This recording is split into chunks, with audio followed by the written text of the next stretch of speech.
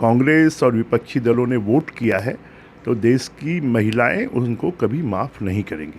खाली बोलने से थोड़ी होगा, बताएं ना कैसी चोट है, क्यों चोट है, किस कारण से। आप कहते हैं कि महिला विधेयक बिल लाइए, जब सरकार बिल लाती है तो उसका आप विरोध करते हैं। इसमें कांग्रेस और विपक्ष बेनकाब हुए हैं कि वो महिला विरोधी हैं। वो महिलाओं के रिजर्वेशन को 33% जो बिल 2023 में पास हुआ है उसको लागू करने के लिए कि वो 2029 के लोकसभा चुनाव में लागू हो जाए। जरा उनको ये बताना चाहिए प्रियंका जी को कि बिना परिसीमन के, बिना जनगणना के क्या 2029 के चुनाव हो सकते हैं। संविधान संशोधन का कोई भी बिल आता है उसमें 2/3 बहुमत चाहिए। तो हम तो ये कहेंगे कि सरकार ने पूरे नियमों का और लोकतंत्र का संरक्षण करते हुए, लोकतंत्र के ईमानदारी से पालन करते हुए और हमारे संविधान को पूरा सम्मान देते हुए, और विपक्ष ने देश की महिलाओं का अपमान किया। उसके बाद भी जो हमारा संविधान हमको अधिकार देता है, जो पार्लियामेंट को अधिकार देता है, उसका पालन किया।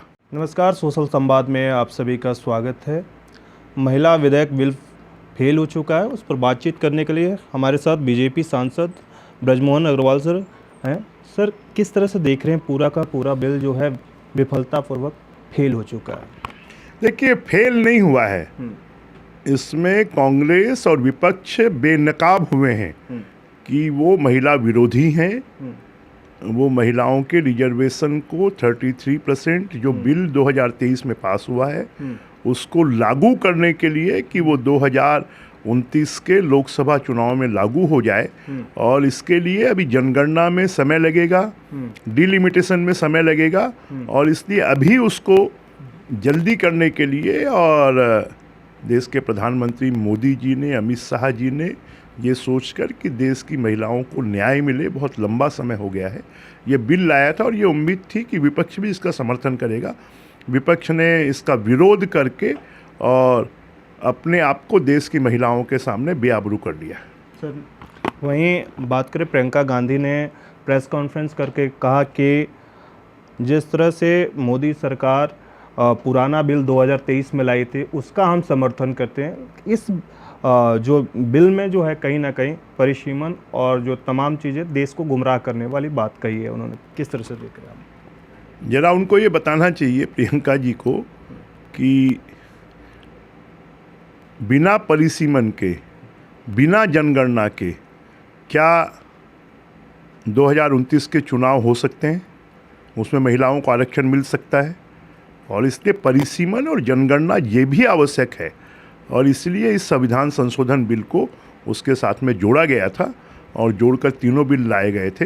इन तीनों बिलों के विरोध में कांग्रेस और विपक्षी दलों ने वोट किया है तो देश की महिलाएं उनको कभी माफ़ नहीं करेंगी। ठीक। सर, राहुल गांधी की बात करें तो कहीं ना कहीं उनका कहना है कि संविधान के ऊपर ये बिल चोट है। खाली बोलने से थोड़ी होगा, बताएं ना कैसी चोट है, क्यों चोट है, किस कारण से। क्योंकि उनका ये कहना है कि सरकार कहीं ना कहीं संविधान के ऊपर इस तरह का चोट कर रही है कि पूरा का पूरा जो है कि विपक्ष फंस जाए। नहीं, कैसे फंस जाए? आखिर आप कहते हैं कि महिला विधेयक बिल लाइए, जब सरकार बिल लाती है तो उसका आप विरोध करते हैं सरकार को। और क्योंकि संविधान संशोधन का कोई भी बिल आता है उसमें 2/3 बहुमत चाहिए।